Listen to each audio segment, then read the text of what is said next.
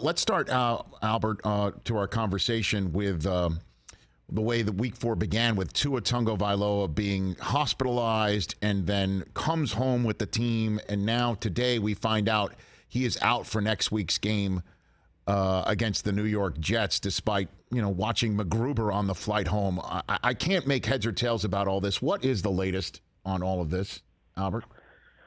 Yeah, I think it's a big period of time for the NFL because I think, last week was, I think, a real flashpoint, when it comes to their handling of concussions. And I may be wrong about this, Rich, but I tried to pay pretty close attention to it. Can you think of, one player yesterday who was evaluated for a head injury who went back into a game? I do believe it was Justin Reed last night, Albert. I think he was the only one who was evaluated for a concussion and then did return. And I think I know where you're going, that basically anybody who's concussed, that's going to be a wrap for the day, or suspected of it, Yeah, and so here's the root of that. And I think that this is where you might see a sea change, and the way these things are handled. And this is what they've been discussing the last few days. And this is where I think the biggest change in the protocol is going to come. There's a line in the concussion protocol that references gross motor instability. That's what we all witnessed from Tua on the field in the Miami-Buffalo game when he gets slammed to the turf by Matt Milano. His head snaps back. He gets up and he stumbles. That's the gross motor instability. So really, to come out of that, there were two things. Number one, I think a lot of people have the wrong idea about what concussion testing is. They can't put a player in a tube and push a button and have it tell them this is a concussion or this is not a concussion. It's still very subjective. So, in game, what they're looking for is symptoms. So I think the first question coming out of all of that was, we all saw what happened on the field. Why wasn't that a symptom? Why wasn't that counted the same way, say, like a guy not knowing what city he's in would be counted as a symptom, right? So that's number one. And then number two, when you get to the point where you'd say, okay, it is a symptom, well, it is. It's gross motor instability. And there's a line in the concussion protocol previous to the last few days anyway, where it said, the team doctor would evaluate gross motor instability and determine whether or not it was the result of a neurological event. And if they determined it wasn't, then they could send him back in the game, which is the loophole that sent Tua back into the game after we all saw what happened, after he took the hit from Milano. And so, from that, there are other natural questions. How do you know it wasn't a neurological event that caused it? Why is the team doctor taking the lead here when the independent neurologist is taking the lead in so many other areas when it comes to this? So, I think one thing we know at this point is that loophole is going to be closed. Well, they're reworking the. Well, the thing is that the independent neurologist wound up getting fired from this after he was spoken to on Friday, which is after Tua played.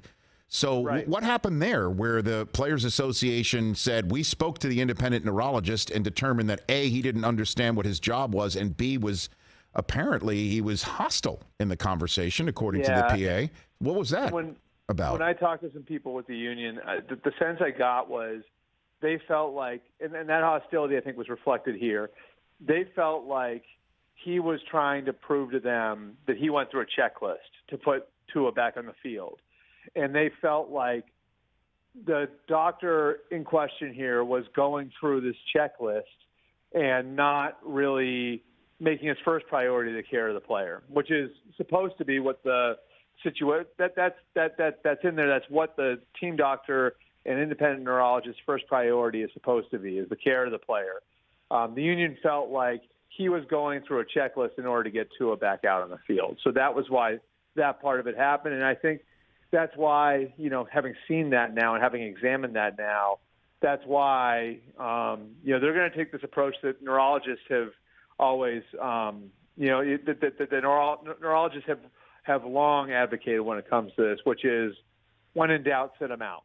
So if there is any gross motor instability, instead of trying to determine whether it's the result of the head injury or something else, if it, it's sort of, I guess the way you put it, Rich, is like if it looks like a duck and quacks like a duck, just assume it's a duck. You know what I mean? So I think that's where they're at with that. And yeah, I think it's the larger discussion here, of course, is, like the role that the doctors and independent and team doctors play in all of this because, I think it's become pretty clear over the years just because of the nature of the game and the fact that contracts are not guaranteed and all of that, how tenuous most players, like 95% of players' spots in the league are.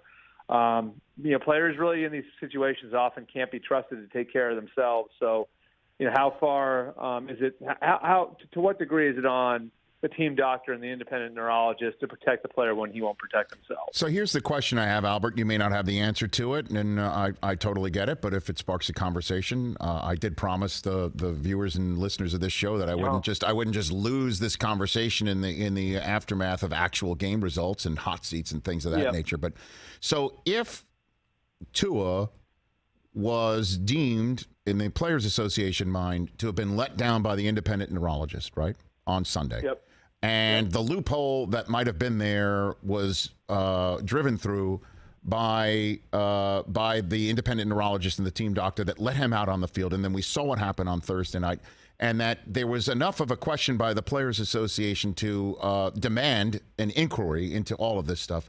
Why was Tua allowed to play on Thursday night before the independent neurologist was even interviewed, and that this investigation wasn't concluded? How is that not a rule? Like if there is how is he let back on the field before they even spoke to the independent neurologist? It's a great question. I'll be honest with you, Rich. That's an awesome question I hadn't even thought of. The interesting part about it is, there's real nuance in the way they're talking about this too. Like the league has maintained that, they checked in with Tua every day, right? Sure. But he wasn't in the concussion protocol.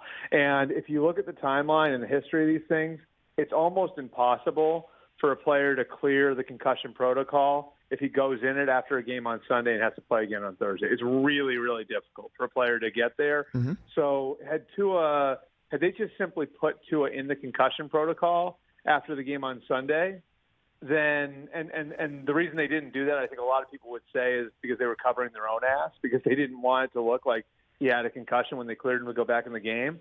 But if he had been in the concussion protocol, it would have been very, very difficult for him to jump through all the hoops to play on Thursday, which ultimately may have saved him from, I think, what we all think was a horrifying situation in the second quarter of that game. So there are a ton of questions here. And, if there's any silver lining, it's that we're asking these questions, right? Because hopefully that helps us get to better answers.